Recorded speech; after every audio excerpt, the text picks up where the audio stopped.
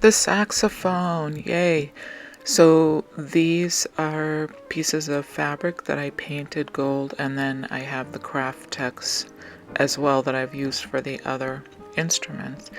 So this is my pattern for the saxophone, and I need the circle, that circle, and I need that trumpet type shape, and I'm going to draw those out on the fabric, and here they are. And next I have to cut those out.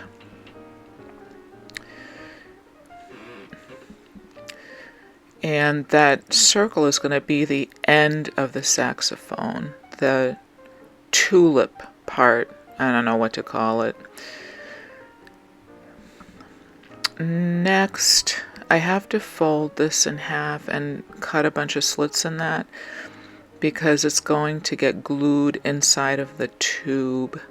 You'll see in a minute what I mean by that. So I have to just make all these slits, and then that'll have a hole in it. It'll be the end of the saxophone where the sound comes out. And I like it to have a little bit of a ruffle to it, so you'll see when I glue this in, it has a nice little ruffle to it.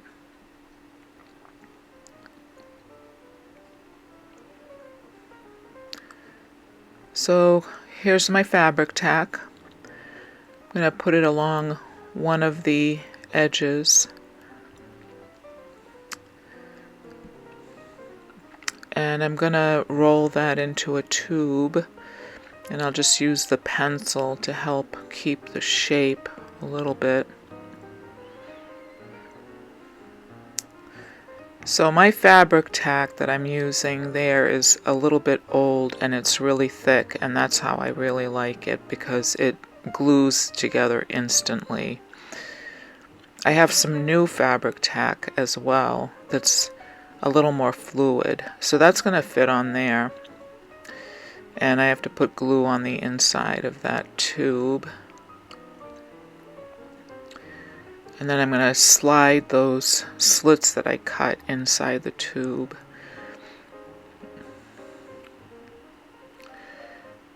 And then what's sticking out just has a nice little ruffle to it, and I love the way that looks. There it is. Looks really good. So the sax has like a fold in it, a bend in it, but because this is made out of fabric, it's going to have a bend in it, and I have to cut a little slit out of it in order for it to bend perfectly like that. Ooh, it looks cute already. These are tiny little circles I cut with my hole puncher, and this is my newer fabric tack that's more fluid. And I'm going to, when you look at a saxophone, it's got all these, I don't know, things that look like wires on it, and then all these keys, like circles, just like I punched out. So I'm gonna, that's my string that I painted gold, so I'm gonna use that for some of the pipes. And then, boy, when you look at a saxophone, it's really one of the most complicated, intricate instruments I've ever seen. It's got all these little tiny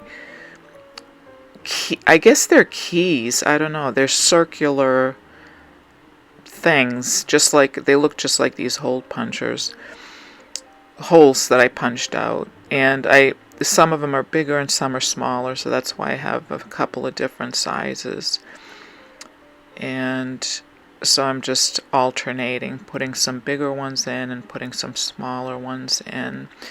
And I really love the saxophone. When I first had the idea to make a saxophone, and I looked at a saxophone, I thought, okay, there's no way I'm going to be able to make this, out of a piece of fabric.